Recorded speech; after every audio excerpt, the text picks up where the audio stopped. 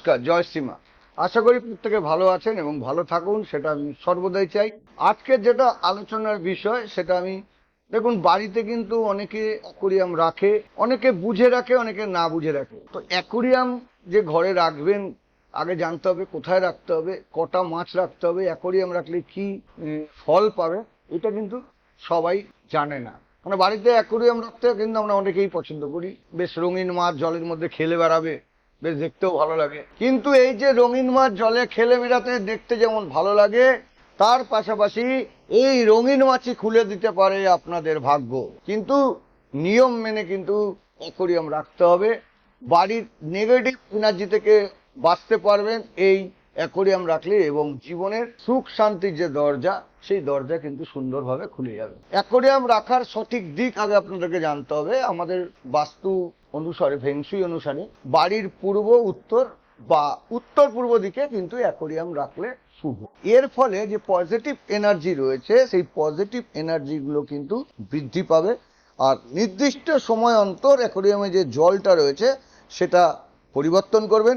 আর বেশি দিন কিন্তু অ্যাকোরিয়ামে এক জল রাখবেন না। যদি বেশি দিন এক জল রাখা যায়, তাহলে কি হবে, নেগেটিভ যে এনার্জি, সেই নেগেটিভ এনার্জি কিন্তু চারিদিকে ছড়িয়ে পড়ে। এবার অ্যাকোরিয়াম আপনি রেখেছেন, অ্যাকোরিয়ামে নিশ্চিতভাবে জানেন অ্যাকোরিয়ামে কিছু মাছ মরে যেতে পারে। যা মরা মাছ, যেটা সেটা কি করবে, যে সমস্ত মাছগুলো মারা যাচ্ছে সেই মাছগুলোকে সঙ্গে সঙ্গে বাইরে বের করে দিন। বেশিক্ষণ কিন্তু অ্যাকোরিয়ামের মধ্যে মরা গাছ রাখবেন না, এই মরা মাছ রাখবেন না। বেশিক্ষণ যদি অ্যাকোরিয়ামে মরা মাছ রাখেন, তাহলে কি হবে, ওখানে নেগেটিভ এনার্জিটা আবার বাড়তে শুরু করবে। আর যেই মাছ মরে গেছে, ওই মাছ ফেলে দেওয়ার পরে ওই রকমই আবার নতুন মাছ অ্যাকোরিয়ামে রাখবেন। অনেকে অ্যাকোরিয়াম রাখছে, অ্যাকোরিয়ামে খুব মাছ, বিভিন্ন রকমের মাছ রাখছে, 12টা 14টা 15টা 20টা। কিন্তু আগে জানতে হবে অ্যাকোরিয়ামের কটা মাছ রাখতে হবে। অ্যাকোরিয়ামে অন্তত 9টা মাছ রাখতে হবে, তার মধ্যে 8টা থাকবে লাল মাছ আর একটা থাকবে কালো মাছ। কালো রং যে মাছটা রয়েছে, কালো রঙের মাছ হচ্ছে আমাদের সুরক্ষা দেবে। না হলে বাড়িতে যে নেগেটিভ এনার্জি, যে কালো রঙের মাছ যদি না রাখি, বাড়িতে যে নেগেটিভ এনার্জি, এটা বাড়তে দেবে না এই কালো মাছ। অনেকের বাড়িতে অ্যাকোরিয়াম রাখতে চাইলেও জায়গার অভাবে কিন্তু অনেকে রাখতে পারে না, আর এটা মোটেও করা উচিত নয়। জায়গার অভাবে যে যেখানে যেখানে সেখানে রেখে দিচ্ছেন অ্যাকোরিয়াম, এটা মোটেও করা উচিত নয়, এতে কিন্তু ক্ষতি।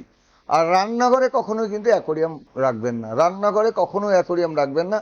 তার কারণ, রান্নাঘরে যদি আপনারা অ্যাকোরিয়াম রাখেন, পরিবারের সদস্যদের মধ্যে বিভিন্ন রকম বিষয়, বিভিন্ন রকম মনোমালিন্য হতে পারে। সুতরাং এই যে কটা বললাম, দিক নির্ধারণ করে দিলাম। আর এই যে বলছি অ্যাকোরিয়ামের কোনো জায়গায় রাখবেন না, মানে মোটেও উচিত না যে কোনো জায়গায় রাখা। আপনার মনে হলো এইদিকে রাখলাম, ওইদিকে রাখলাম, ঘরে রাখলাম, রান্নাঘরে রাখলাম, এগুলো কখনোই করবেন না।